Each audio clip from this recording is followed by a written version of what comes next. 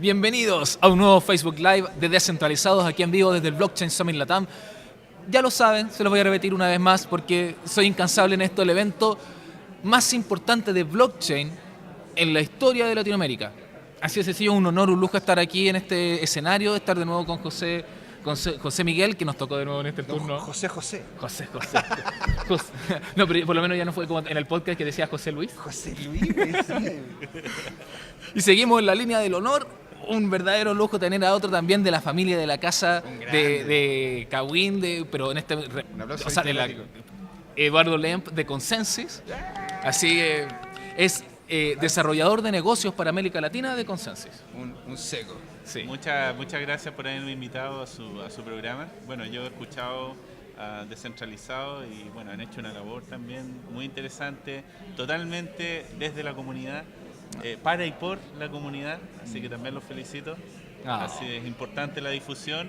Y bueno, he sabido que han hecho alianzas con otros medios de difusión en Argentina y todo, así que también Se viene bien. Estamos en conversaciones ahí para ver qué pasa, para cooperar y seguir con la línea colaborativa, como definitivamente hace Consensus. Sí. Pero bueno, Eduardo Lemp es experto en el área de, como ya decíamos, de desarrollo de negocio, y acaba de dar una charla en el que repasabas primero, partamos por lo básico, repasabas algunos conceptos semánticos que son importantes de clarificar en cuanto a lo que es el mundo blockchain, como justamente qué es la blockchain. Claro, o sea, aquí es importante tener en cuenta que blockchain, tecnología disruptiva, y hay una asociación con criptomonedas. Eso es con lo que la gente sabe y escucha, pero también hay que tener claro allí algunos conceptos, por ejemplo, la relación que hay entre las criptomonedas y el blockchain. Ahí yo mencioné en la charla, el blockchain no existe sin criptomonedas, porque la criptomoneda es lo que le da el incentivo económico a que los nodos participen, y que participen a favor del blockchain y no en contra, porque en el fondo el premio por participar es mejor que simplemente atacar o robar. Y eso hace que esto se forme un sistema autosustentable y estable. Virtuoso. Claro, es como un equilibrio de hecho, bueno, esto viene de la teoría de juego, del señor Nash. El señor Nash. Exactamente.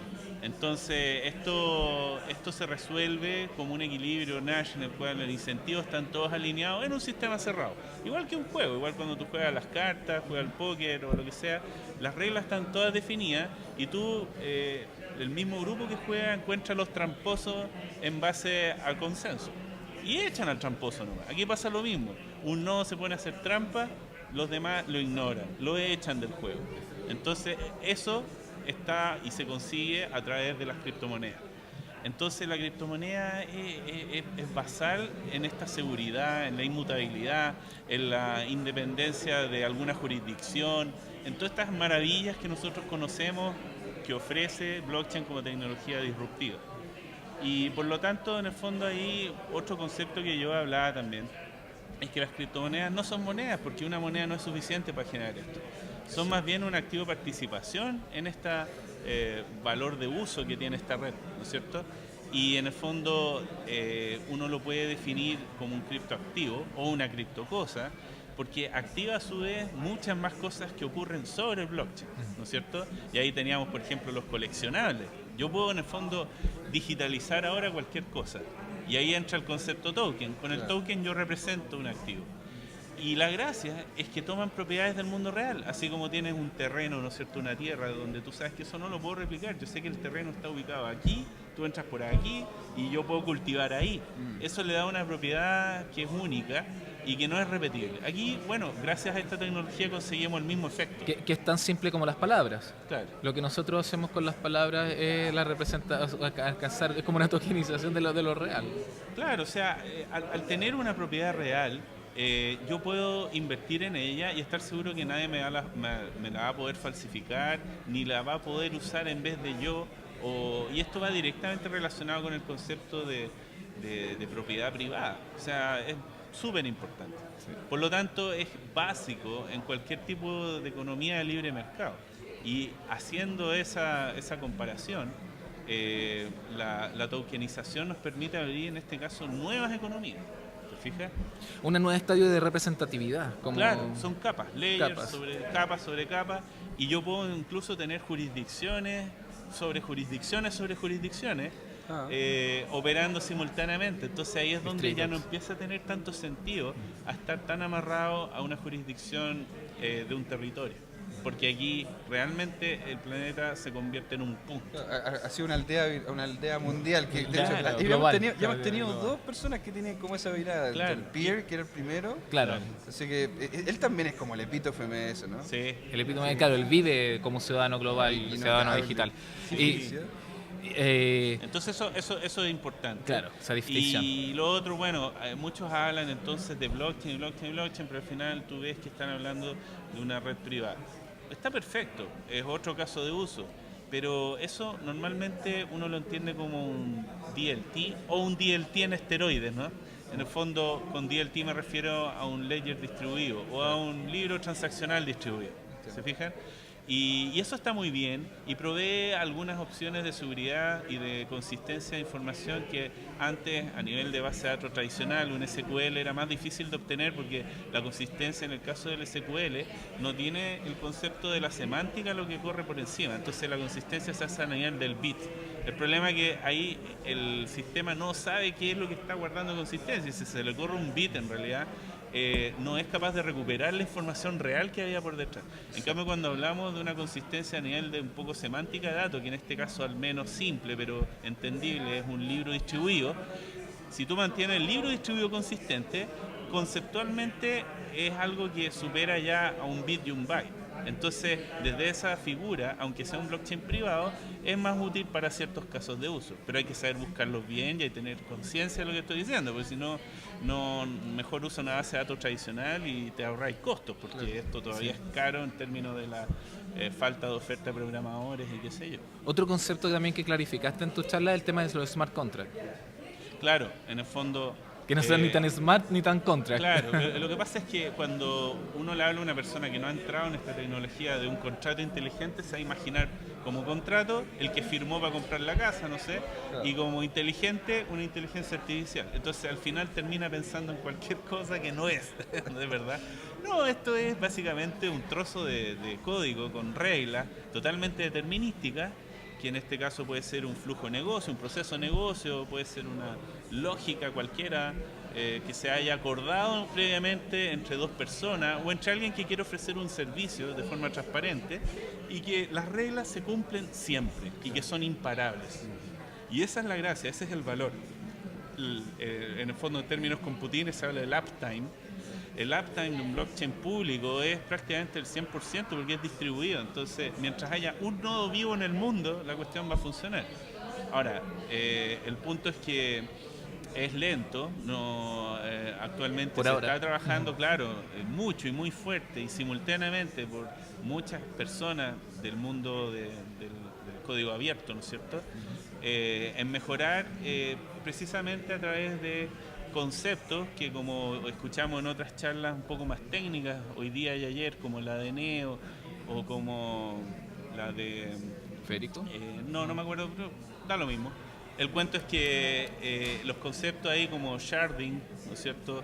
O conceptos que tienen que ver con aumentar la capacidad en base a distintas tácticas o técnicas se pueden hacer y implementar para todos los blockchains. ¿Ya? Hay ejemplos también que comentaste, hay ejemplos que se generan, como que ejemplos de comunidades, de Claro. tokenización de productos. El énfasis que hice en el fondo en la presentación es que esta es una tecnología que, como tiene bajas barreras de entrada, tú tienes disponible en internet todo lo que necesites saber para aprender a programar. Te fijas, hay mucha información y por lo tanto se recomienda un guía, pero normalmente... Consensys tiene una academia, de hecho. Consensys, claro, uno de los productos que ofrece es una academia, precisamente para certificar, en el fondo, entrenadores.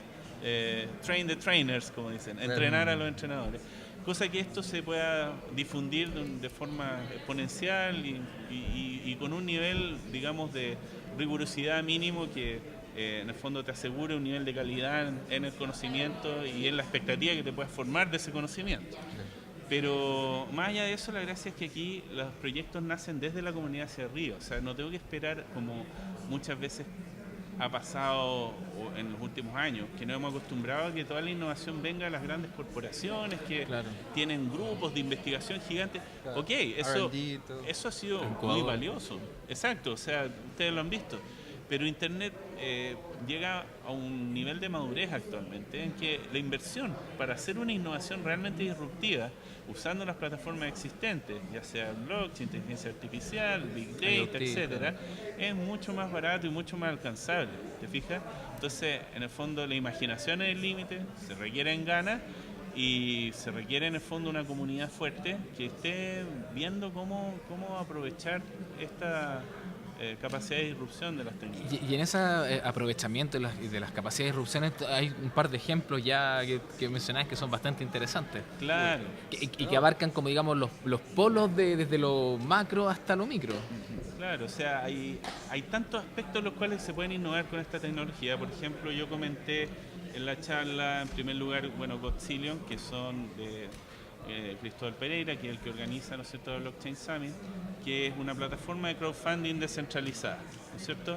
Eso significa que, a pesar de que él tiene unos venture capital que también hacen parte del financiamiento, él a través de su plataforma puede invitar a que la gente invierta directamente en los proyectos que ellos han curado dentro de lo que es Godzilla.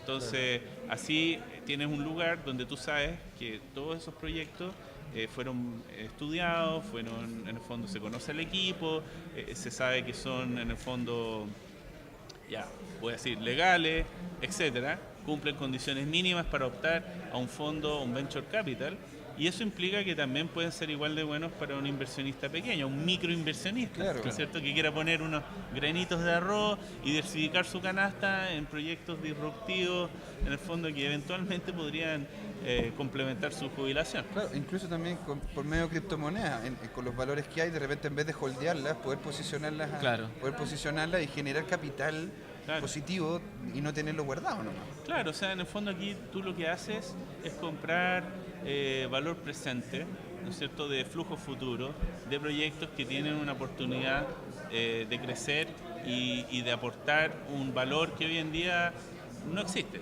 ¿no es cierto?, o está distribuido o capturado, y estas tecnologías lo permiten traer en el fondo al presente y a las personas invertir en ello.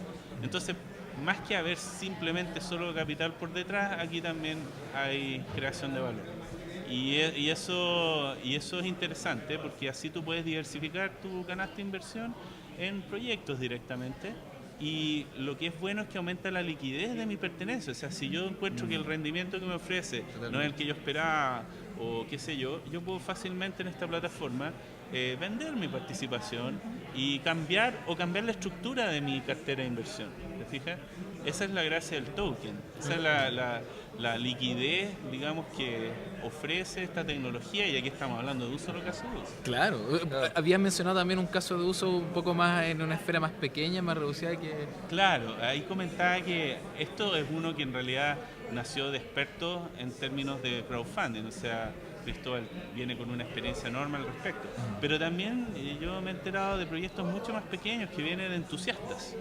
Entusiastas que básicamente ven una oportunidad en esta tecnología y hacen alguna alianza con una alcaldía, con una comunidad, y buscan plata en el fondo mínima, y todo viene más bien de la mano del esfuerzo por resolver un problema social local X, y utilizando esta tecnología, dado que tiene unas barreras de entrada súper bajas y eventualmente bien implementado, un caso de uso permite crear mucho valor, atrae a este tipo de, en este caso son como aventureros de la programación, ¿no es cierto?, que vienen a descubrir cosas que vienen a ser como nuevos continentes, que nunca antes había llegado porque no existía la carabela lo suficientemente grande como para cruzar el charco, ¿no es cierto? Claro. Ahora esta tecnología crea como una posibilidad de cruzar el charco sin tanto riesgo, mucho más líquido, o sea, me puedo bajar antes de llegar a perderlo todo, me puedo cambiar de carabela rápidamente, ¿no es cierto? Si se está hundiendo, mejor me voy de acá. Y no es tan profundo el agua, no sé, te fijas, es más líquido, no está tan concentrado, no hay una profundidad tan honda donde ahogarse. Y también tampoco tenéis intermediario, en el sentido de que no tienes que ir, ponte, no sé, a alguna empresa que te haga la compra de esas acciones. para poder tener posicionamiento. No tienes que ir a la bolsa para poder hacer eso.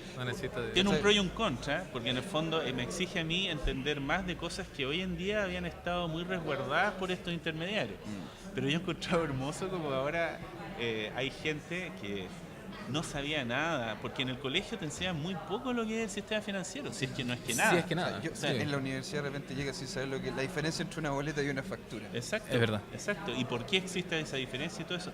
Y esas cosas no se enseñan, no sé si a propósito o qué, pero se han mantenido muy capturadas, muy... Conversábamos con Wendelin de América Economía, que uno de los temas justamente para la divulgación, no las complejidades para la divulgación de la blockchain, es que, por ejemplo, para hablar en los conceptos más básicos, tú tienes que comprender conceptos de contabilidad. Claro. O sea, si hablas de ledgers, tienes que saber qué son las leyes. Y eso, digamos que es como... Entonces, la base para hablar de esta tecnología involucra un conocimiento que ha sido privado, que ha sido no se le ha entregado a la gente y que ha sido como apropiado por una... Claro, muchas veces se subestiman a la gente. Y no sé por qué. Se la subestima y más encima que cosas que son vitales. Porque los conceptos detrás, en el fondo, del libro mayor distribuido, ¿no es cierto? O el libro diario, como quieran llamarlo. Claro. Básicamente son conceptos del año 1500 más o menos, con este señor el Luca Pacioli, y que él lo trajo, fíjate, de la práctica. Lo único que hizo él fue fijarse en los mercaderes venecianos en esa época y anotar en el fondo, de forma ordenada, cómo llevaban esta gente sus cuentas. Y ahí descubrió que en el fondo había posibilidad de armar un estándar de esto, y eso se llamó contabilidad doble entrada, que hasta el día de hoy es la forma que existe para, en el fondo, valorizar empresas, proyectos, etcétera. Necesitáis eso para poder hacer. Exacto, es fundacional totalmente, y es algo que sin ello no podríamos tener la estructura financiera que existe hoy en día. Solo tiene un problema, y es que se ha concentrado demasiado. ¿Se fija? Tiende para allá. Tiende para allá, porque todos los conceptos que tenemos están en base, no tanto, o sea, como es una abstracción, es una representación de una empresa y de un proyecto, al final esa representación está fijada en lo que es la moneda, y por lo tanto cualquier lógica que yo use para mejorar esa capitalización o esa representación, ¿no es cierto?, es a través de la moneda, que es un intermediario, no es el objeto real final, no es el activo final sobre el que estoy pensando, sino que estoy metiendo a concentrar mucho en el intermediario, en la moneda. Y por lo tanto, todas estas lógicas que uno siempre habla, que son como el hombre de negocio es frío, sin corazón, y es como ir a la guerra, y qué sé yo, vienen del hecho porque está, en el fondo, desnaturalizado el hecho de que detrás de la moneda hay gente, hay vidas, hay tiempo de vida de muchas personas que tienen que trabajar para acumular este capital. Entonces, eso de alguna forma ha hecho que este sistema se lo considere muy frío, muy inhumano, etcétera, y ha hecho que nazcan en el fondo alternativas que no son mejores, digamos, y que centralizan aún más la toma de decisiones. Que fomentan ese espíritu. Exacto, claro. Pero tratando de venderte que no, es que hay gente que es, en el fondo, socialmente mejor que tú y va a ser capaz de tomar decisiones de distribución de riqueza mucho más justas, pero nosotros sabemos que eso no es cierto. La perpetuación de la aristocracia, digamos, o el comunismo, de los aristos, o cualquiera de esos sistemas que son centralizados. Claro, decía de los aristos como de los mejores, el gobierno del tema de quien sea, que siempre van a haber unos mejores que otros. Pero en ese sentido ya, porque hay que ir cerrando un poco para no quitarte más tiempo, tú has tenido una posibilidad privilegiada desde Consensus de mirar el panorama latinoamericano, digamos, o gran parte de ese panorama latinoamericano del emprendimiento blockchain. ¿Cómo es tu percepción al respecto de lo que está pasando ahora? Bueno, yo empecé a trabajar en Consensus en enero del 2017. De ahí hasta ahora, si bien es cierto, yo no tenía las redes suficientes tampoco como para identificar cuántas cosas estaban sucediendo, pero sí puedo decir que mi percepción general es que está aumentando la atracción, sobre todo en base a la atención que esto genera, gracias, y aquí hay que decirlo, en el fondo a la especulación en la criptomoneda, o llamada criptomoneda. La punta de lanza. Porque también es otra cosa, la gente liga la criptomoneda como si fuese una moneda, y no es una moneda. Y no importa, por último, que les llame la atención solo eso, pero les llama la atención. y aunque sea de refilón, les llega entendimientos incrementales del blockchain, de las posibilidades, de qué estamos hablando realmente acá. Y al respecto, en el fondo, hay muchas empresas ya grandes que en Latinoamérica están usando esta tecnología. Muchas de ellas todavía como están bajo las lógicas de concentración y captura, que es normal porque es el mundo como ha sido de aquí hacia atrás. Ha sido hasta ahora. Exacto. Guardan esto en secreto. ¿Cachai? No me lo vayan a robar, es que es una diferencia competitiva. La desconfianza, claro. Claro, y además el miedo a equivocarme y que el mercado me evalúe mal por equivocarme, entonces el tema reputacional, etcétera. Por lo mismo que hasta que no están realmente seguros, no lo anuncian, ¿te fijas? Pero yo sé que, por ejemplo, por mucho que los bancos estén tomando una actitud de reserva total acá y de, en el fondo, cierre de cuentas y qué sé yo te diría que prácticamente todos están investigando la tecnología, de una u otra forma. Ahora, está bien viable. Exactamente. Aquí mismo tuvimos una presentación de Ripple, que es en un fondo una criptomoneda de los bancos. ¿Fijas? Que no es tampoco tan abierta, eso es lo que hablábamos con Wendelin. Sí, bastante centralizada, más centralizada que otra. O sea, de hecho, claro, del Ripple, el 60% está en manos de la empresa, del XRP, perdón, el 60% está en manos de la empresa Ripple, el 30% está en manos de grandes holders, grandes concentradores que están relacionados con Ripple. Eso deja un 10% libre y de ese 10%, el 8% está en manos de personas anónimas, que han finalmente lo más distribuido, y el restante 2% está en manos de las exchanges, las casas de cambio, cripto. Entonces, si te fijas, ¿para quién están trabajando ese 8%? O sea, todo lo que genera el movimiento y creación de valor de ese 8%, que son las personas que lo usan como comunidades, en el fondo, independientes de los bancos, y usan esto ya sea para invertir o para transmitir valor de punto a punto, sin intermediario. En realidad lo que están haciendo es contribuir a que el restante 90% se enriquezca a través de ellos. Claro. Entonces eso no es una visión tan abierta como lo que es Bitcoin, claro. ¿Te fijas? O Ethereum. Oye, tenemos para... Sí. No, yo estoy callado escuchando nomás. Sí, los dos básicamente.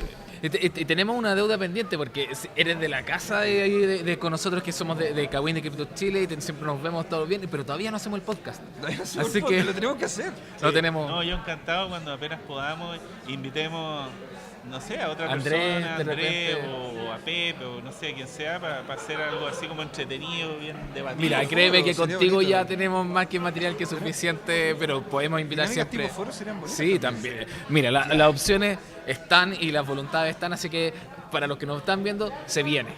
Así, de verdad, un capo, un grande. Muchas gracias por estar aquí, Eduardo. Gracias a ustedes por invitarme. De nuevo, gracias también, José Miguel. Yo escuché nomás, no hice ninguna aporte. Sí, nada, gracias. Nada, gracias. Y se viene... No los dejé hablar. Pero es la idea. Falta más. Bueno, ya ahora se viene una nueva rotación y vamos a seguir con las charlas aquí en un nuevo Facebook Live de Descentralizados en el Blockchain Summit Latam 2018. Nos vemos hasta la próxima.